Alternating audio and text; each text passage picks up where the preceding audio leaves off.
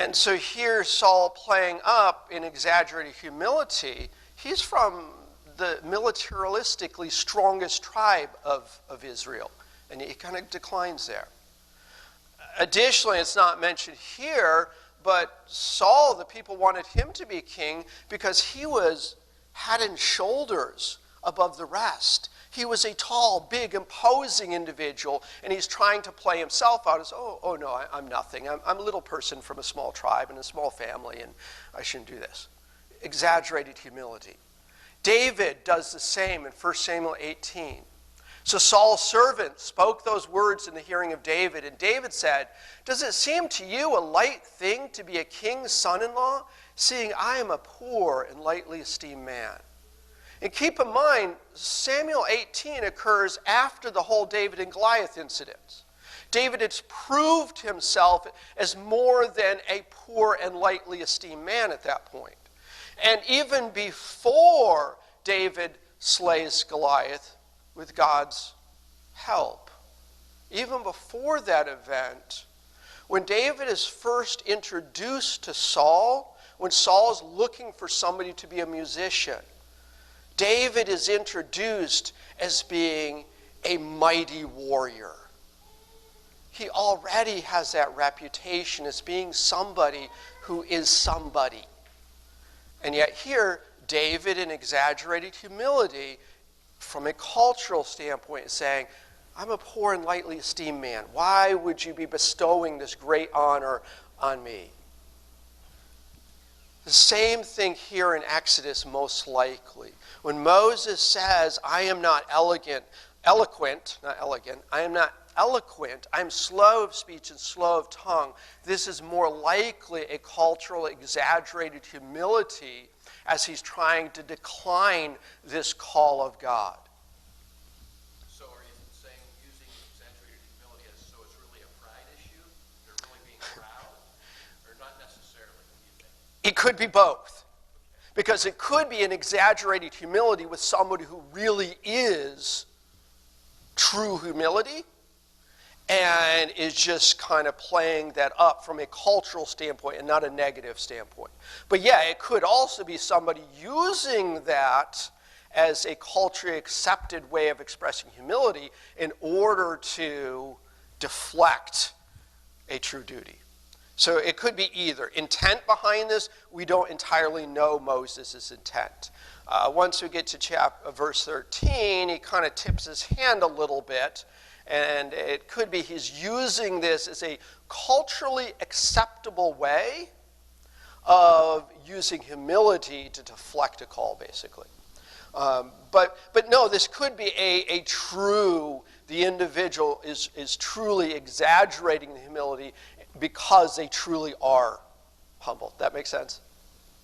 It could be either one in context. Like in the case of David, it likely was he truly understood, even though he had killed Goliath, even though he was this mighty warrior, that he also recognized that before God he was nothing, and that he was,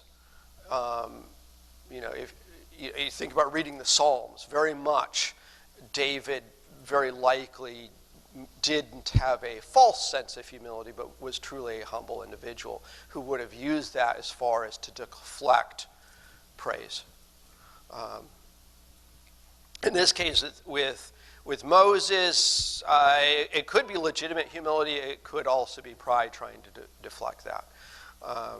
But either way, there's no clues throughout the Bible of any reference to Moses having trouble speaking at any time prior to his call here and after his call. When he drives away the shepherds who are harassing Jethro's daughters, there's no indication that he didn't have the right words to tell them to leave, type of thing. And there's just no indication at any point that Moses has trouble speaking and speaking well. And so it's more likely that this is a cultural exaggerated humility rather than a true concern.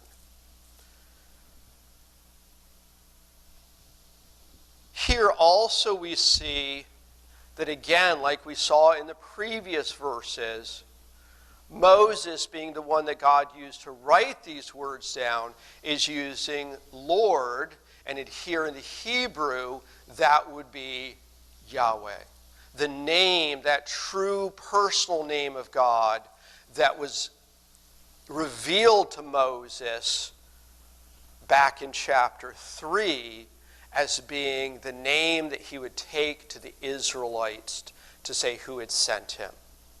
It's using that here to emphasize. And in the first, 2 verses, it's repeated 4 times to emphasize that personal name of God. And when Moses had protested back in verse 3:11, and Moses said to God, "Who am I that I should go to Pharaoh, that I should bring the children of Israel out to Egypt?" And God responds, "I will certainly be with you." God's response here is the same response. Moses is like, "I'm not eloquent. I'm slow of speech." And God's response is not to say to Moses, no, you can speak fine. God's response to him is the same response he had before, that he will be with Moses. And specifically, in verse 11, God asked Moses a question, who has made man's mouth? And God's point here is, if he can make man's mouth, since he is the creator God, he can make that mouth move when needed. Who makes the mute, the deaf, the seeing, or the blind? Have not I, the Lord? Now therefore go, I will be with your mouth and teach you what you shall say. So the same response here, God is saying, who are you? Well, that's not the thing. The question is, who is God, and is God able to do this? Because God is not telling Moses, you have to do this in your own strength. God is calling Moses to do this in God's strength. Moses' comment in his protest in verse 10, "I am not eloquent," is completely irrelevant. Moses is not being called to be God's scriptwriter. He's not the one who is to be the source of the message. He is being called to be a prophet, a mouthpiece who God speaks through. It is not relevant here whether Moses is eloquent or slow of speech or slow of tongue. God has told him that he is the one who has been chosen by God, and God is going to speak through him. And so in verse 13, before we get to verse 13, I should point out also, looking back in Acts 7, we have this about Moses. Moses was learned in all the wisdom of the Egyptians and was mighty in words and deeds. Moses didn't need to be concerned about his eloquence. When Stephen in Acts talks about Moses, Moses is not remembered as being one who is not eloquent. He's one who is remembered as being mighty in words and deeds. And not because Moses was mighty, but because Moses was serving a mighty God.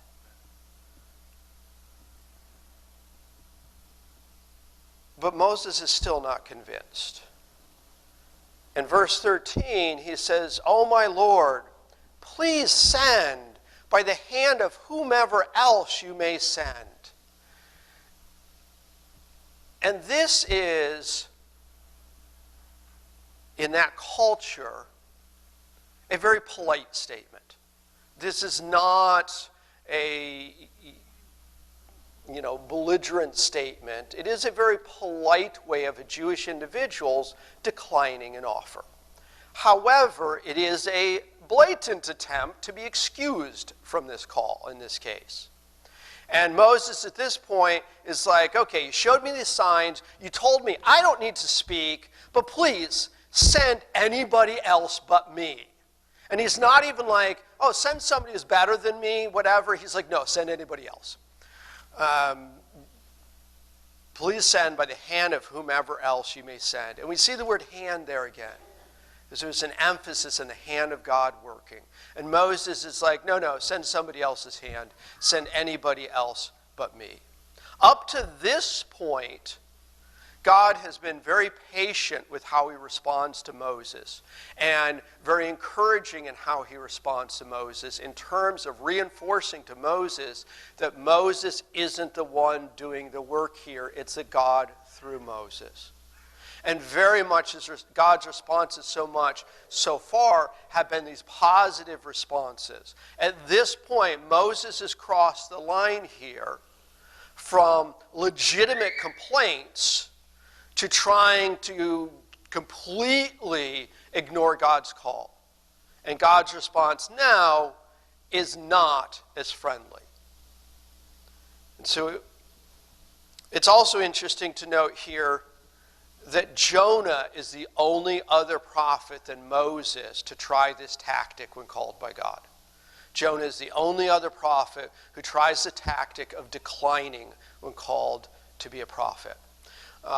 Not going to go into the details, but on your handout, you have something I picked out of one of the commentators as far as some parallels between Moses and Jonah. There's quite a few parallels between their call, their response, etc. And one of those parallels is they appeared to be the only two prophets recorded in the Old Testament who, that when they were called, politely tried to decline that call and tried to refuse that call. And in both cases, they also come under the anger of God because of that. And so the anger of the Lord was kindled against Moses. And he said, "Is not Aaron the Levite your brother? I know that he can speak well. And look, he is also coming out to meet you. When he sees you, he will be glad in his heart. Now you shall speak to him and put the word in his mouth. And I will be with your mouth and with his mouth. And I will teach you what you shall do. So he shall be your spokesman to the people, and he himself shall be as a mouth for you, and you shall be to him as God." And so here, Moses has crossed the line with his excuses. When he's gotten to the point of expressing legitimate concerns, and now he's just outright, send anybody but me.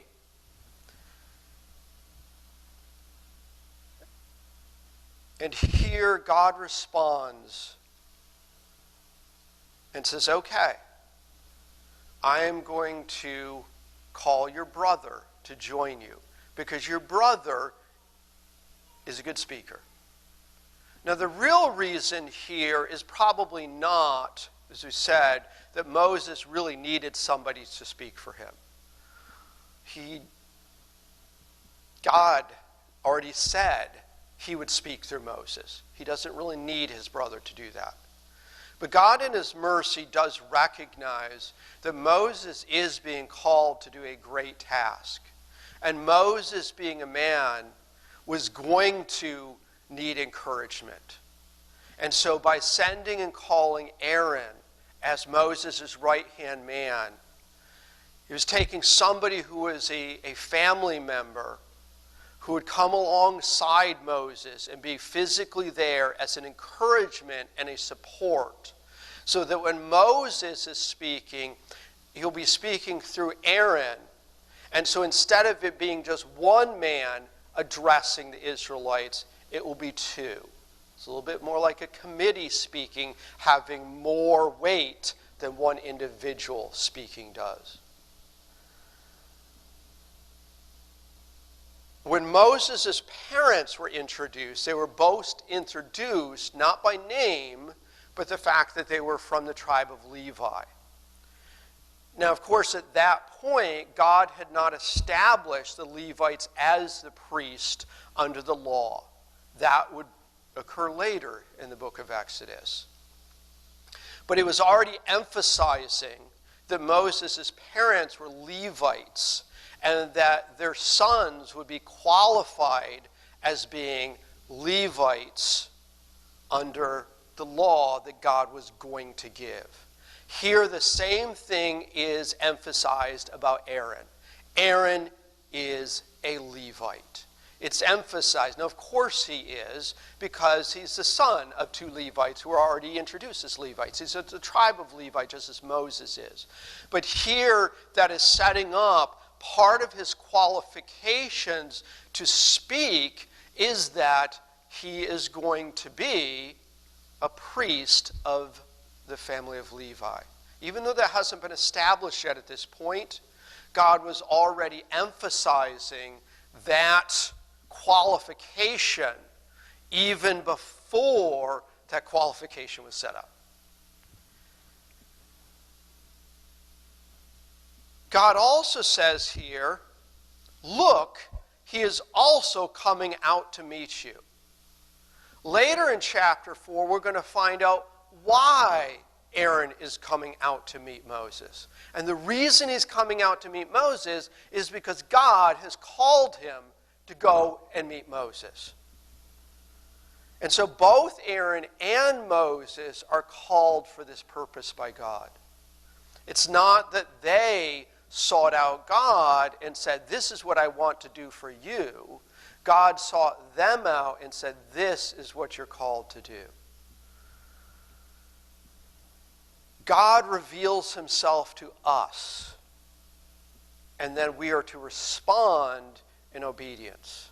It's not that we are the ones who are able to approach God on our own. Because of God's holiness, we need him to approach us. And so the hierarchy is set up here that God is going to speak to Moses, and Aaron will be Moses' spokesperson. So Moses is God's spokesperson, and Aaron is Moses' spokesperson. And at this point, evidently, Moses realizes he is out of excuses. His last play was basically to say, send anybody else than me. And instead of God saying, oh yes, I'll send Aaron, he makes it very clear he's sending Aaron to be Moses' spokesperson. He's not sending Aaron to be Moses' replacement. That Moses is not going to have a replacement for him.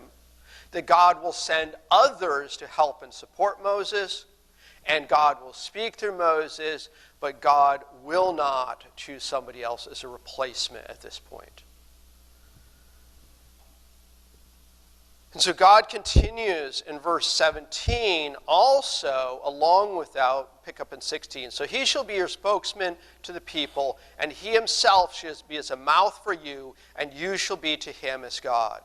And you shall take this rod in your hand, with which you shall do the sign. So again, God reminds him that not only did he create Moses' mouth and can make Moses' mouth speak, not only is he providing Aaron as a mouthpiece for Moses, but he's also reminding Moses of the signs that he just showed to Moses, and that this staff, this shepherd's rod that he's going to take in his hand is the sign of God's power and authority that has been bestowed through Moses to authenticate him as a prophet.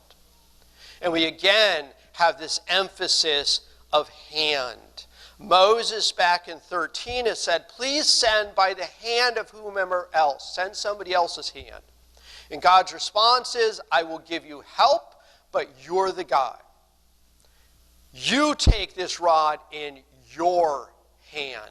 This is your responsibility, Moses. It's not Aaron's responsibility to wield the rod. And this is a reference back to chapter 3, verses 19 and 20, where God tells to Moses that when he goes to Pharaoh, God says, I am sure that the king of Egypt will not let you go. No, not even by a mighty hand. So I will stretch out my hand and strike Egypt with all my wonders, which I will do in its midst. And after that, he will let you go.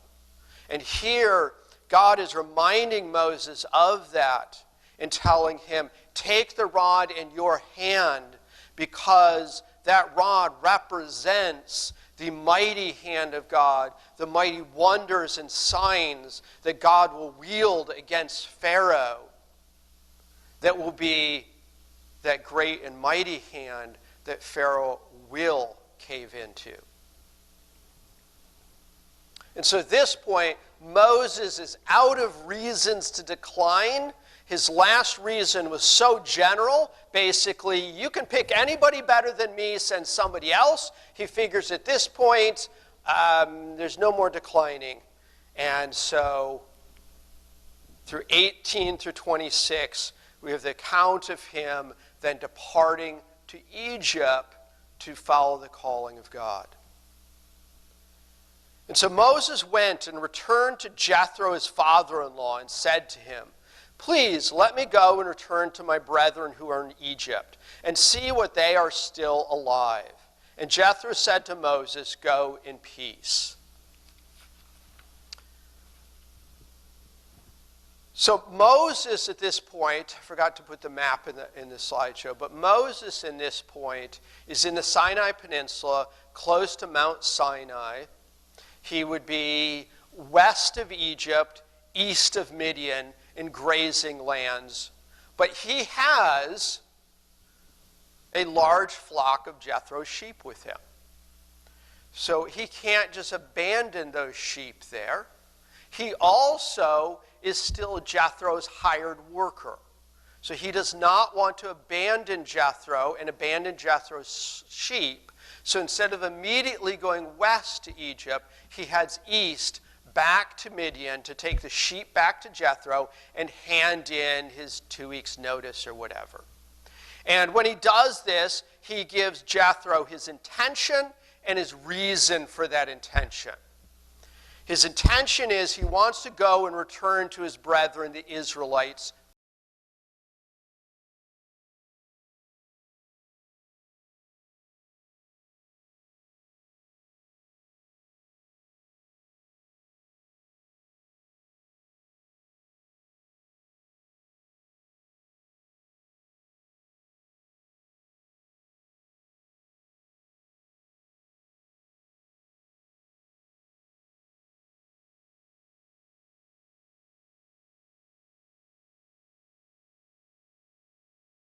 by giving his intention. He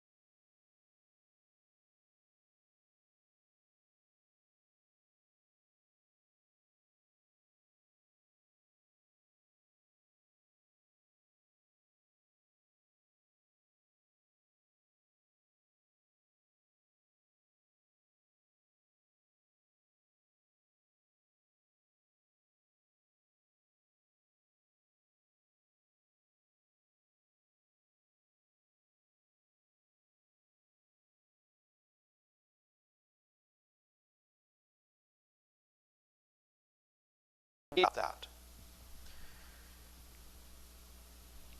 Then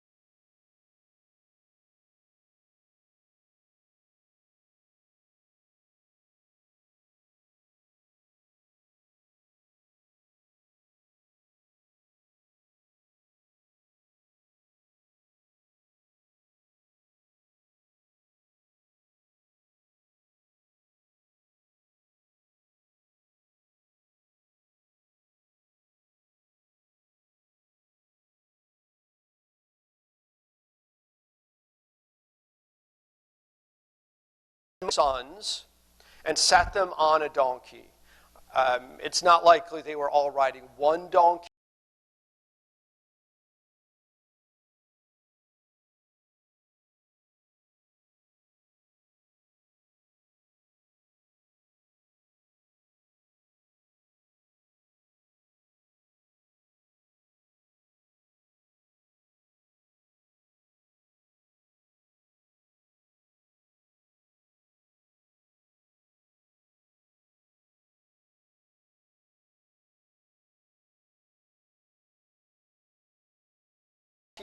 It had been Moses' shepherd's rod.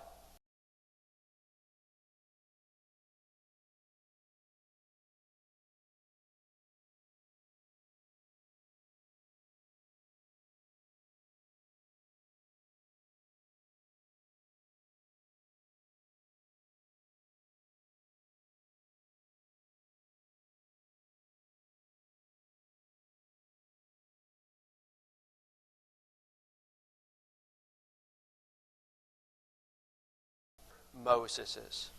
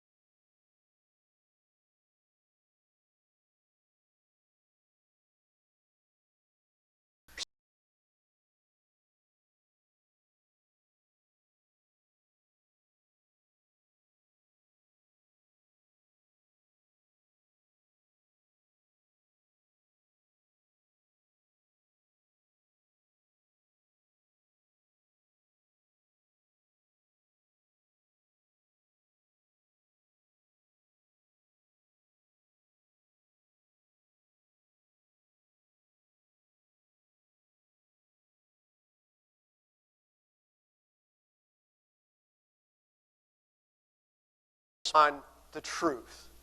It could also be, though,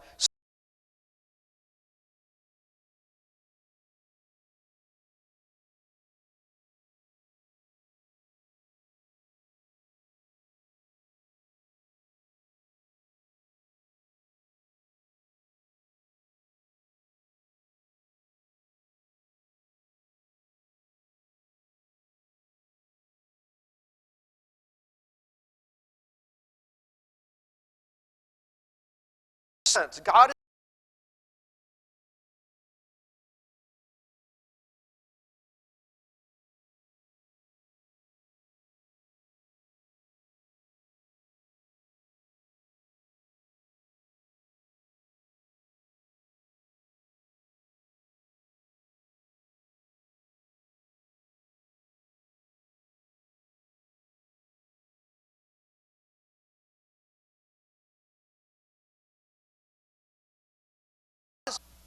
I didn't pull up the reference, but in John we saw Jesus saying that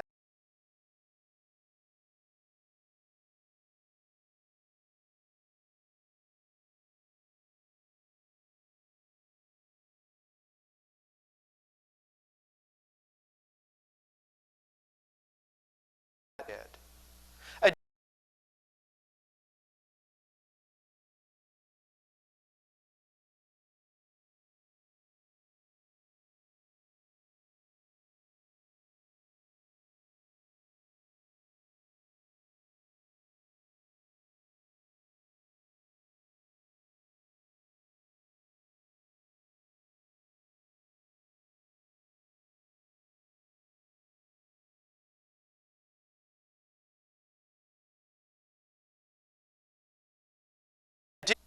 of Pharaoh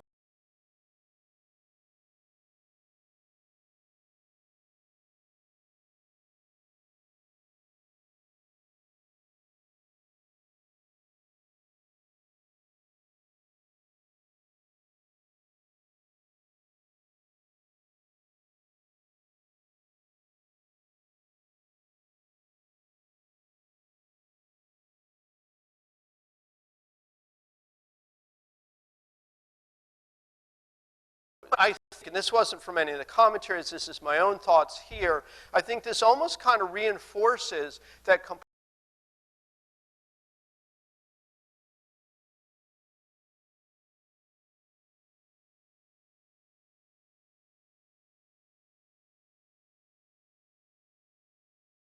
maniac.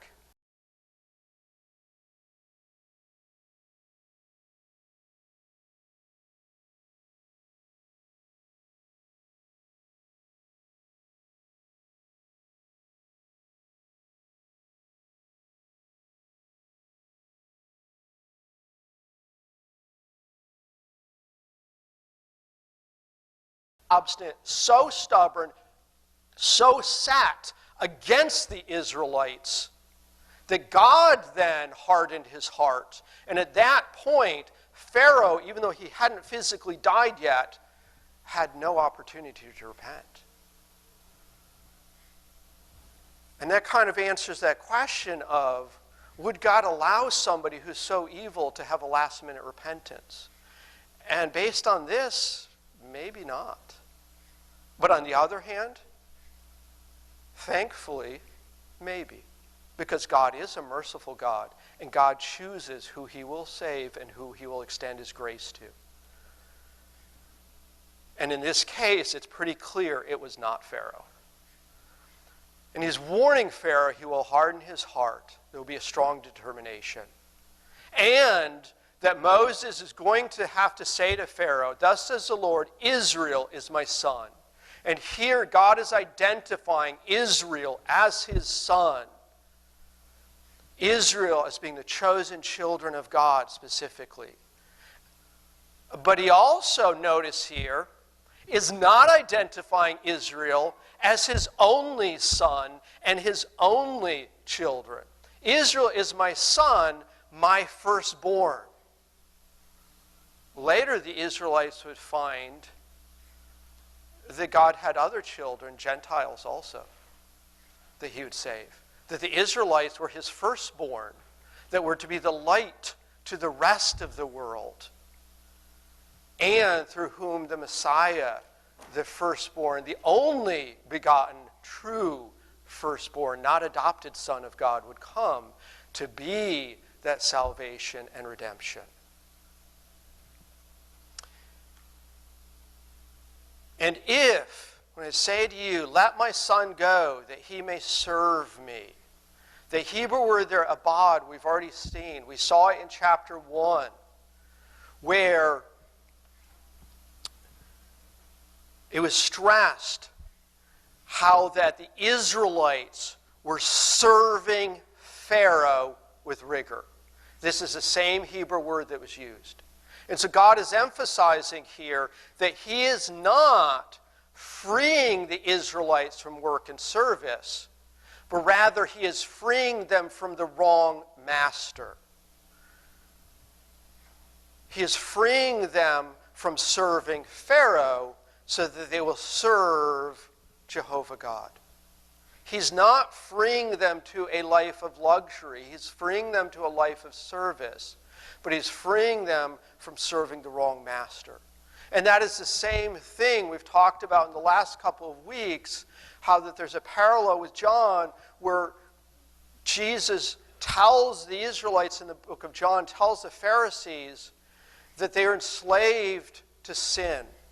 And if they trust and believe him, they will be freed from that sin. There will be an exodus from that, so to speak. And here, God freeing his people physically from Pharaoh's service, being a picture of Jesus Christ's substitutionary death, redeeming us. And here he says to Pharaoh, if you refuse to let him go, indeed, I will kill your son, your firstborn.